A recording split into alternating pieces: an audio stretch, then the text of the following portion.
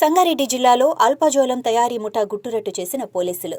కులబ్గూర్లో అల్ఫాజోలం తయారీ ముడి పదార్థాలను పట్టుకున్న నార్కోటిక్ అధికారులు సంగారెడ్డి జిల్లా పోలీసులు.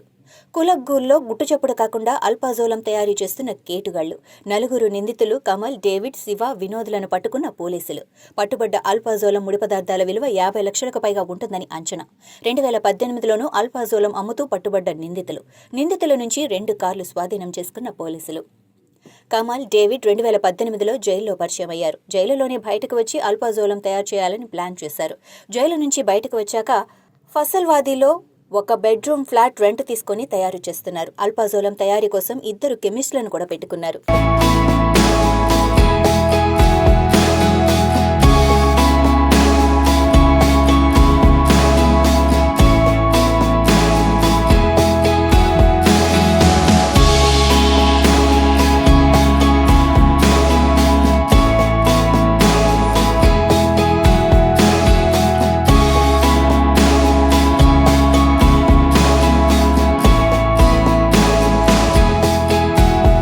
Telangana anti narcotics bureau specialized unit ఏదైతే ఉందో తెలంగాణలో ఈ డ్రగ్ అబ్యూస్ని, కన్జంప్షన్ని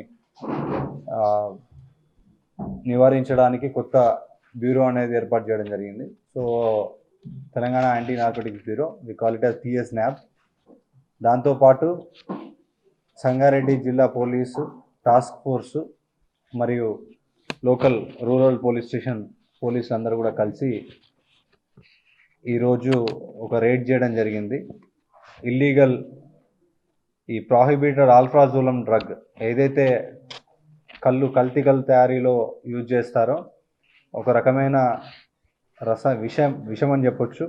సో దాన్ని ఒక రహస్య ప్రాంతంలో మ్యానుఫ్యాక్చరింగ్ చేసే డెన్ మీద రేడ్ చేసి మెటీరియల్, దాంతోపాటు 4 అదుపులోకి తీసుకోవడం జరిగింది. సో దానిలో కమల్ బ్రహ్మానంద గౌడ్, చిరుగోరి డేవిడ్, కొండాపురం శివ, వినోద్ కుమార్ సకినాల, ఈ 4 అక్యూజ్ని కూడా కస్టడీలోకి తీసుకోవడం జరిగింది. వారి దగ్గర నుండి 2 యూనిట్ల డిస్టిలేషన్ డోమ్స్, వాటర్ బాత్స్, వివిధ రసాయనాలు, paranitrochlorobenzene, benzonitrile, benzyl cyanide, ethyl అసిడైన్, డైక్లోరోమిథేన్, హైడ్రోజన్ హైడ్రేట్, సో ఇలాంటి ఇంగ్రీడియంట్స్ అంటే ఏదైతే ఈ డ్రగ్ అల్ఫాజోలం తయారీలో కావాల్సిన ముడి రసాయనాలన్నింటినీ కూడా ఈరోజు సీజ్ చేయడం జరిగింది. సో ఇక కేసు విషయంలోకి వస్తే, ఈ కమల్ బ్రహ్మానంద గౌడ్ మరియు డేవిడ్ వీళ్ళిద్దరూ కూడా ఇంతకుముందు 2018లో ప్రీవియస్ అఫెండర్స్. సో ఆల్రెడీ అప్పుడు కూడా ఈ అల్ఫాజోలం తయారీలో కేసులో జైల్లో కలిశారు.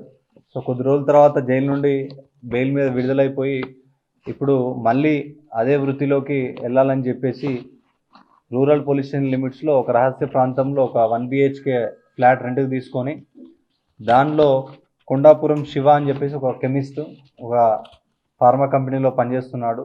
సో అతన్ని ఎంప్లాయ్ చేసుకొని, అలాగే ఒక పర్సన్ వినోద్ కుమార్ సకినాల్ అనే అతని లోకల్ పర్సన్ని కూడా ఎంప్లాయ్ చేసుకొని వీళ్ళతోటి ఈ అల్ఫాజోలం తయారు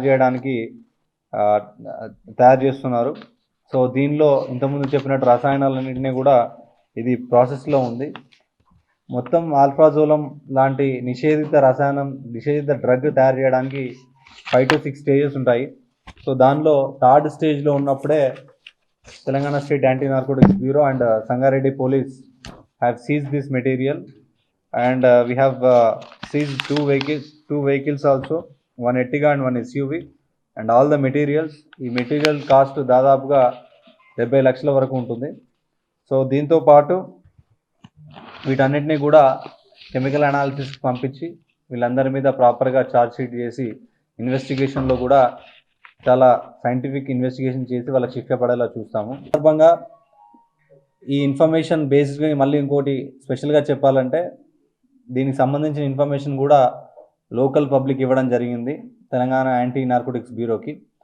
సో ఇట్లాంటి సమాచారాన్ని మళ్ళీ ఎవరైతే కామన్ పబ్లిక్ ఎవరైతే ఐడియా ఉంటుందో, సో ఎవరికైనా మీకు అనుమానం ఉన్నా, ఇంకేమైనా ఇన్ఫర్మేషన్ ఉన్నా కూడా సంబంధిత పోలీస్కి ఆర్ సంబంధిత ఆఫీసర్లకి లేదంటే తెలంగాణ స్టేట్ యాంటీ నార్కోటిక్స్ బ్యూరోకి ఇన్ఫర్మేషన్ ఇచ్చి సో దాన్ని దాని మీద మేము యాక్షన్ తీసుకుంటాము.